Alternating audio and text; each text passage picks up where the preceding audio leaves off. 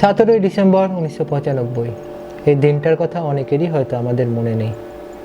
এই দিনটায় আমাদের বাংলায় এমন একটা ঘটনা ঘটেছিল যে ঘটনাটি আজও রহস্যের চাদরে মোড়া। 16ই ডিসেম্বর 1995 পাকিস্তানের করাচি বিমানবন্দর থেকে একটি কার্গো প্লেন ভারতের আকাশ সীমায় প্রবেশ করে। যাত্রাপথ থাইল্যান্ড। যাত্রাপথের মাঝে ভারতের বেনারসে প্লেনটি ফুয়েল ভরে, তারপর আবার উড়ে যায়।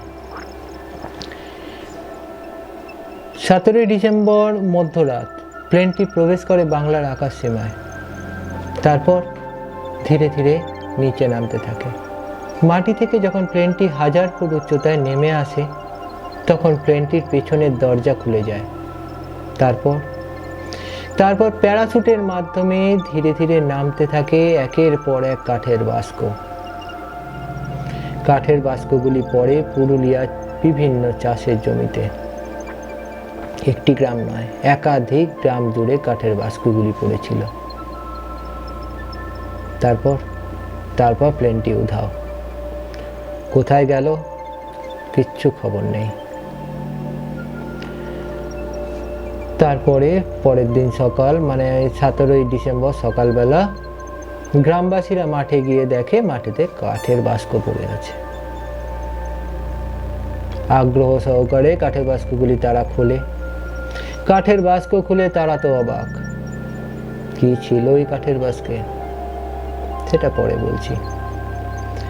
অনেকে আবার কাঠের বাস্ক খুলে নিজের সম্পত্তি মনে করে বাড়ি নিয়ে যায় জিনিসগুলো।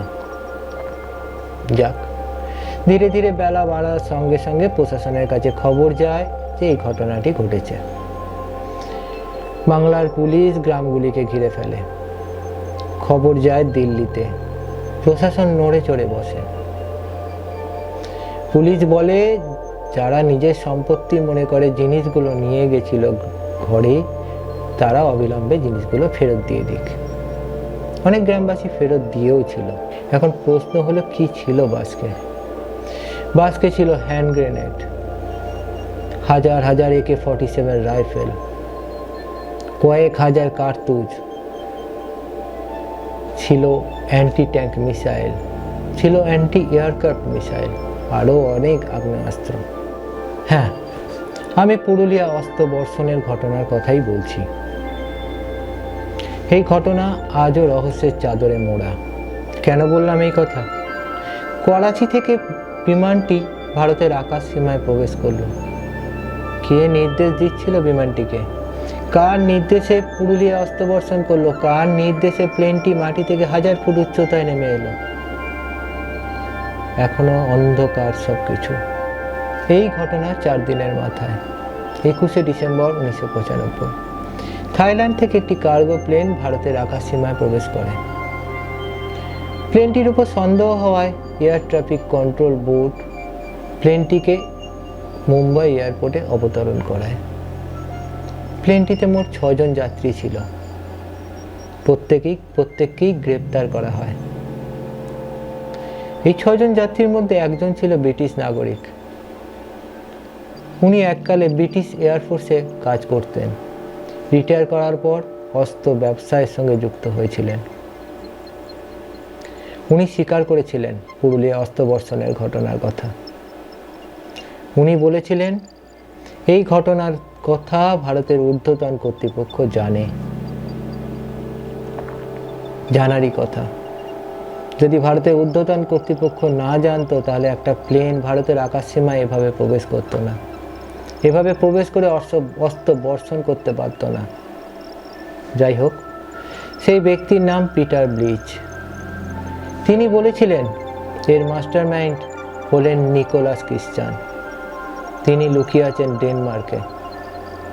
যাই হোক, ডেনমার্কের পুলিশ তদন্ত শুরু করে। নিকোলাস ক্রিশ্চানকে গ্রেপ্তারও করা হয়, কিন্তু ডেনমার্কের পুলিশ নিকোলাস ক্রিশ্চানকে ভারতের হাতে তুলে দিতে অস্বীকার করে। অজুহাত, ভারত নাকি নিকোলাস ক্রিশ্চানের সঙ্গে খারাপ ব্যবহার করবে। যাই হোক,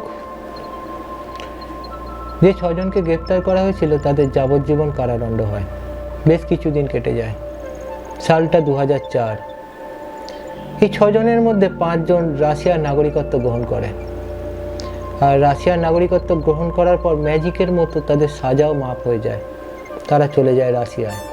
এর কিছুদিন পরে পিটার ব্লিচকেও মুক্তি দেওয়া হয়। এত বড় একটা অপরাধ করার পরেও তারা যে কেন মুক্তি পেল জানা নেই। তবে সব থেকে বড় কথা,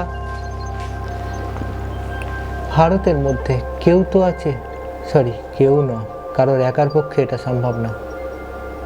অনেকেই আছে যারা এই ঘটনা সম্বন্ধে জানে, অন্তত আমার সেটাই মনে হয়। যাই হোক, এই ঘটনার রহস্য আজও উন্মোচন হয়নি, আর আমার মনে হয় ভবিষ্যতেও হবে না। এই বলেই আজকের এই ভিডিও এখানে শেষ করছি। ভালো থাকবেন, সুস্থ থাকবেন।